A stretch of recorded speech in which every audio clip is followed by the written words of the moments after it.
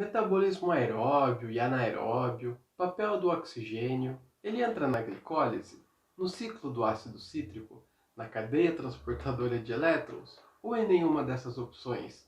O que o oxigênio faz? E mais, lactato é ruim ou bom? Pegue um café e fique comigo até o final do vídeo.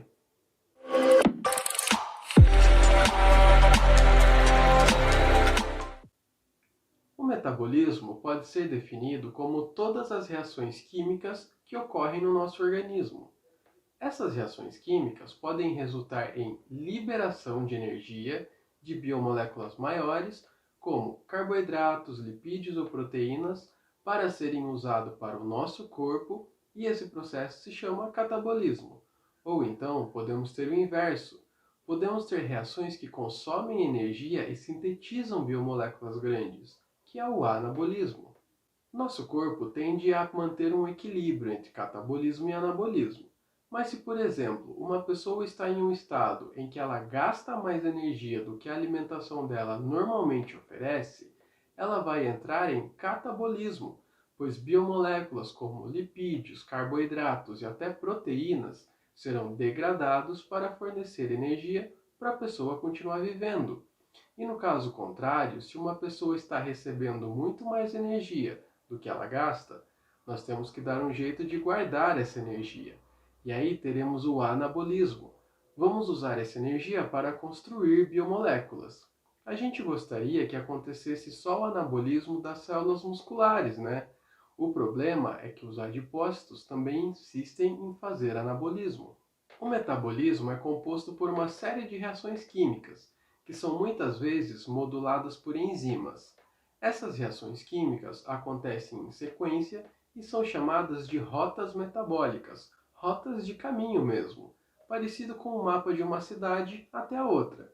Veja que uma molécula pode chegar ao mesmo destino por rotas metabólicas diferentes, assim como você pode ir de uma cidade para outra por caminhos diferentes, passando por outras cidades antes. Então, por exemplo, ainda falando de maneira bem simples, uma molécula quer virar energia. Se ela tiver tempo e oxigênio, ela vai por um caminho. Mas se ela tiver com muita pressa, se já tiver muita molécula travando o caminho dela até chegar no oxigênio, então essa molécula vai pegar um outro caminho e vai virar energia do mesmo jeito, independente se ela chega no oxigênio ou não. E é isso que veremos ao longo do vídeo com mais detalhes. Nós vamos focar aqui nas rotas metabólicas, ou seja, no caminho do anabolismo, aquele caminho que usa biomoléculas para a produção de energia, seja energia para ficar o dia todo sentado trabalhando, o dia todo deitado vendo Netflix, ou energia para correr uma maratona. O mecanismo é basicamente o mesmo. O que muda é a eficiência das rotas e a demanda. Quanto maior for a exigência da atividade ou do exercício, eu vou precisar de mais energia. A nossa fonte de energia é a molécula de ATP. Mas o que é uma molécula de ATP? Você vai ver que é bem tranquilo. ATP significa adenosina trifosfato, ou seja, uma molécula de adenosina ligada a 3 moléculas de fosfato. A maior parte da energia armazenada está entre o fosfato 3 e o fosfato 2. Quando a gente quebra a ligação entre eles, a gente libera o fosfato e libera junto de 7 a 12 quilocalorias a cada mol de ATP. Então, aquela coisa de quebrar ATP para fornecer energia é isso. Simples, né? Então, você deve estar pensando, pô, então a gente tem ATP pra caramba no nosso corpo? Veja esse exemplo. Uma pessoa de 70 quilos possui em média 50 gramas de ATP, beleza? E uma pessoa de 70 quilos precisa de mais ou menos 190 quilos de ATP para sobreviver por 24 horas. Veja que a conta não fecha. Então, o nosso corpo funciona como uma usina, produzindo ATP constantemente para suprir as nossas necessidades.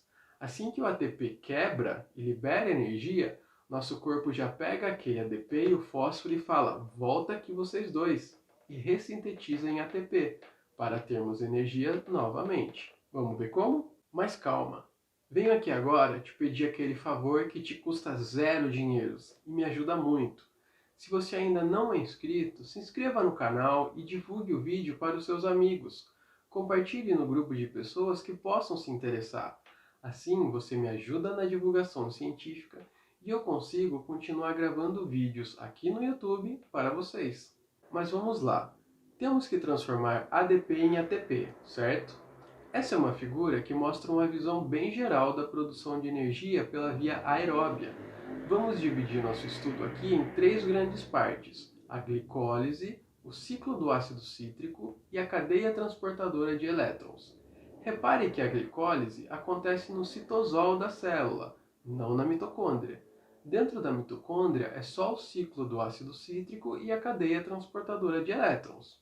Só.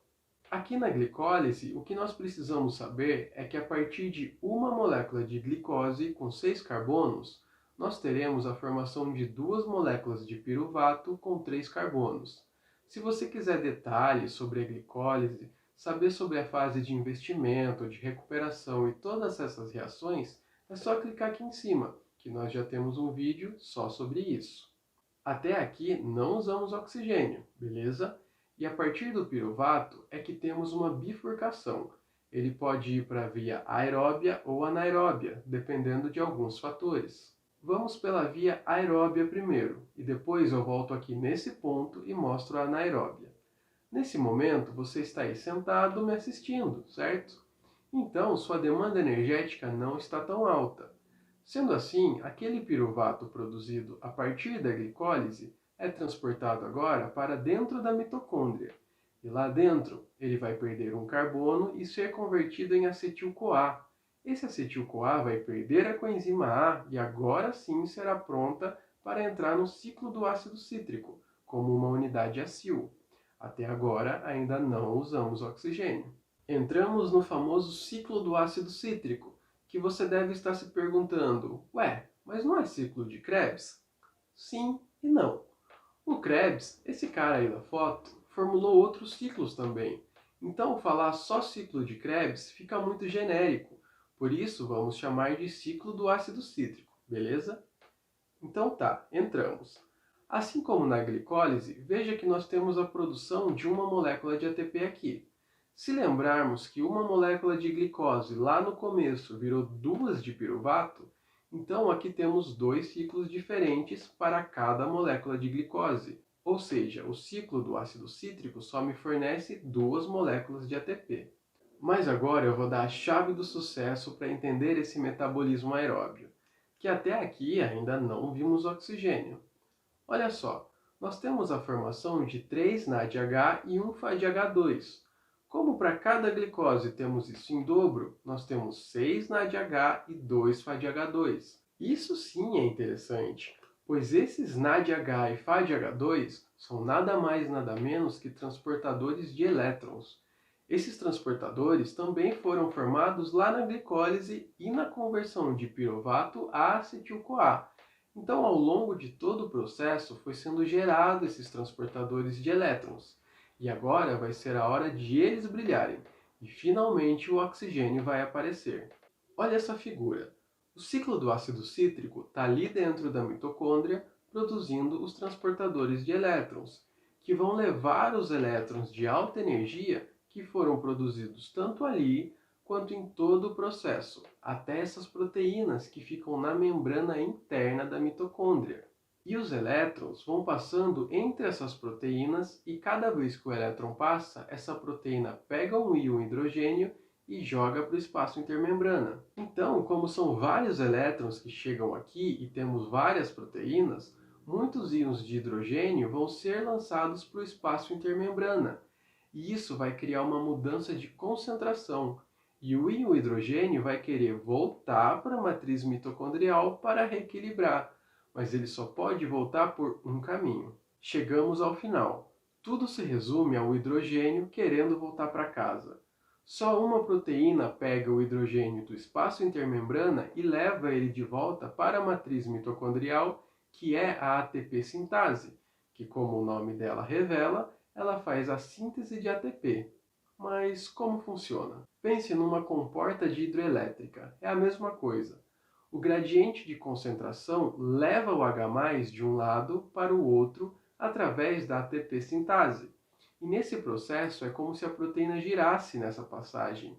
E esse giro dá força para a proteína pegar um ADP e um fósforo e conseguir juntar eles e formar um ATP. Não é lindo? Enquanto uma molécula de glicose gerava 2 ATPs na glicólise, 2 no ciclo do ácido cítrico, aqui ela gera entre 26 e 28. Agora sim.